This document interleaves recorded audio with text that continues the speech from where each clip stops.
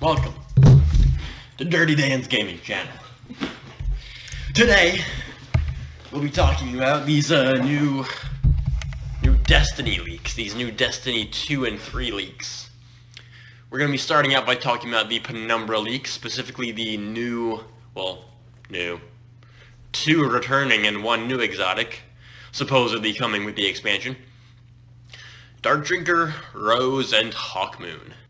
The choice to bring back a Dark Drinker of all the original 3 exotic swords is an interesting one to me, especially since we once saw Lord Shaxx with the raised lighter strapped to his back, only for it to vanish and never be mentioned.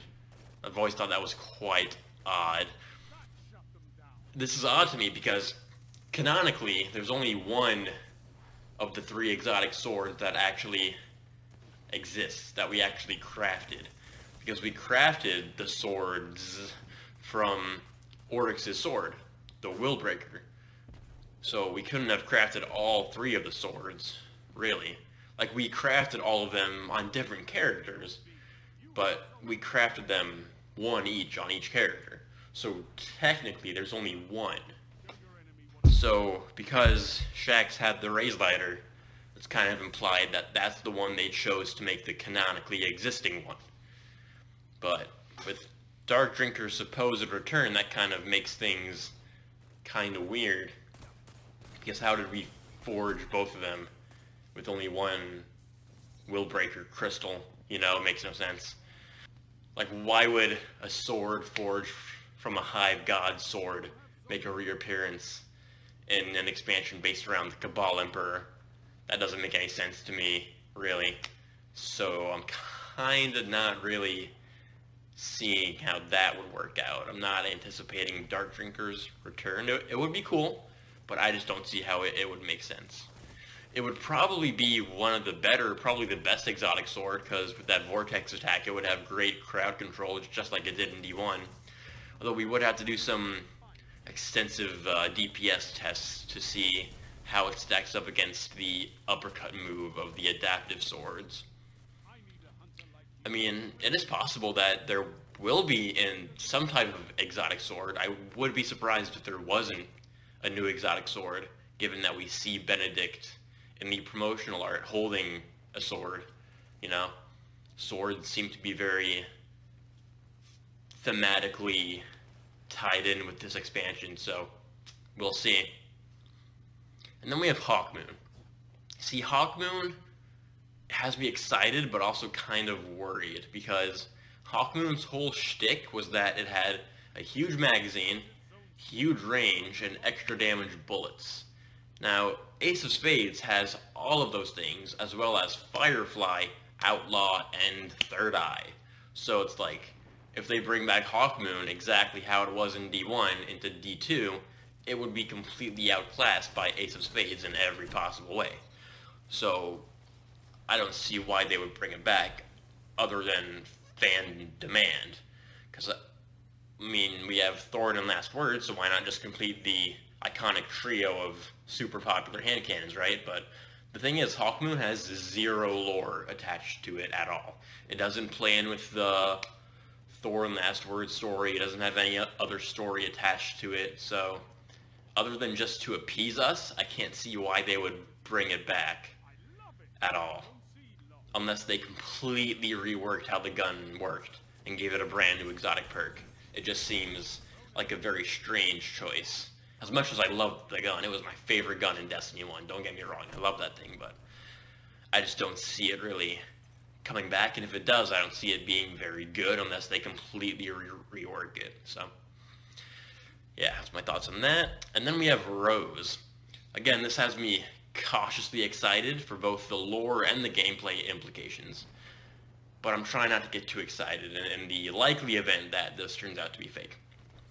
The idea of a Rose hand cannon to be a counterpart to Thorn has been tossed around for years now, and if it finally happened, especially with all of the drama we've had lately between The Last Word and Shin Malphur and the Drifter and Thorn and the Shadows of Yore and all that, I wouldn't be surprised at all if it actually did make an appearance. It's probably the most likely thing on this leak list so far, if I'm being honest. There's been a lot of speculation that maybe it would like heal you, or like heal your allies in the same way that Thorn does damage over time. Maybe it would do healing over time, maybe, to be like a direct mirror to Thorn, you know? Could be something like that. How would the Drifter react to the Rose being here, you know? How would Shin Malphur react to that? I feel like there would be a lot of really cool, interesting lore stuff with that gun coming into the fold. So, especially because the Shadows of Yore are looking for Guardians who are able to wield the light and the dark without being too consumed by either one. So the Thorn represents the darkness, the Last Word represents the light. Maybe the Rose could represent the balance between the two. Maybe that's like our reward from the Shadows, from Shin Malphur himself, maybe? Who knows? Because with how much they've been building up this Thorn, Last Word, Drifter plotline, I don't see it going away in Season of Opulence, even though it's about the Cabal and Callus. I don't see that storyline stopping anytime soon, so we'll have to see how that plays out. Hopefully our choices we made in the Allegiance quest will have a part to play in that quest line. But now we're going to talk briefly about the Destiny 3 leaks, specifically the new supposed enemy race that will be making an appearance, the Veil. The Veil are supposed to be beings who are the darkness's equivalent of Guardians, who are granted supernatural powers by the Deep itself.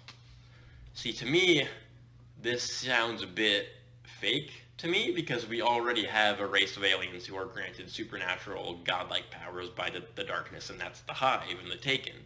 So why would we need a third race that's basically, like, direct servants of the darkness, you know?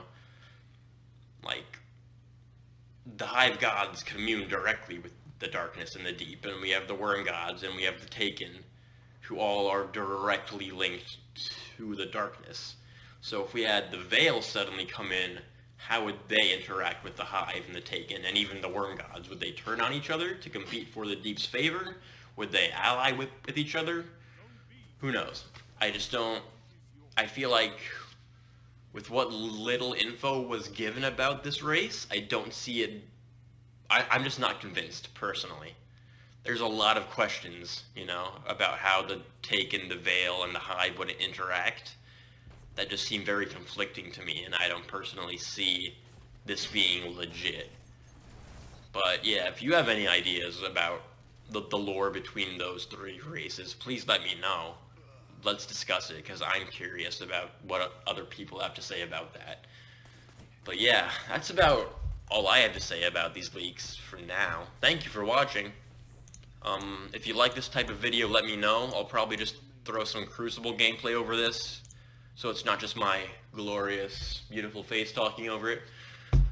But yeah, I'll see you all next time. Thank you for watching. Be sure to like and comment. It would really help me out. It's super easy for you to do. I would love to have a discussion with you in the comments. Follow me on Twitch. I stream over there sometimes. If you want to get in touch with me, follow me on Twitter, join my Discord server, and yeah, I'll see you around. Thanks again for watching. Like Lady Gaga. Poker face, poker face.